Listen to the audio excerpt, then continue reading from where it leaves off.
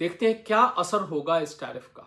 और इस असर को हम 3-4 हिस्से में बांट लेते हैं। पहला असर अमेरिका स्वयं पर। टोटल सामान जो अमेरिका चाइना से मंगाता है उसकी अगर हम वैल्यू निकालें तो करीब 688 बिलियन डॉलर है। इसमें गुड्स भी आते हैं यानी मर्चेंडाइज, और इसमें सर्विसेज भी आती हैं।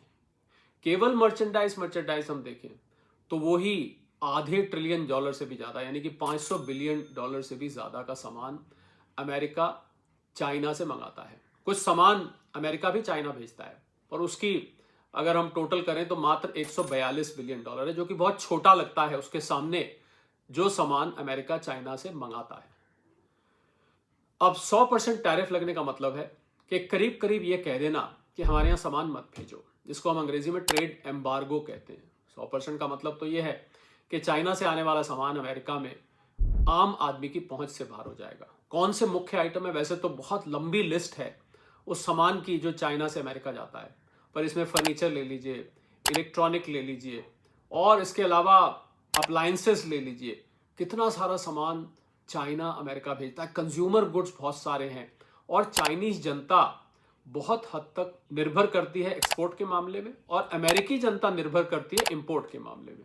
तो अमेरिका की इन्फ्लेशन मुझे लगता है यहां से बढ़ने वाली है, क्योंकि इतनी बड़ी तादाद में, ऑलमोस्ट आप लगाइए कि टॉप 3 पार्टनर्स में अमेरिका की अगर ट्रेड पार्टनर्स की बात करें तो चाइना उसमें आता है।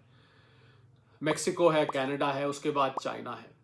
तो आप समझ सकते हैं कि अगर तीसरे सबसे बड़े पार्टनर के साथ वो इस तरीके से करता है तो उसकी अपनी अर्थव्यवस्था को कितना बुरा असर होगा। बहुत बुरी तरह से वहां पर इन्फ्लेशन बढ़ सकती है अगर इस कीमत पर सामान अमेरिका चाइना से मंगाता रहा तो।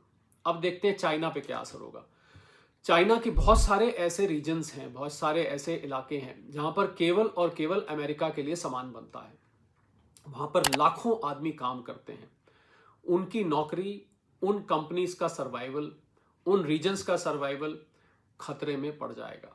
तो चाइना में बहुत बड़े स्केल पर बेरोजगारी फैल सकती है और वहां की अर्थव्यवस्था हिल सकती है।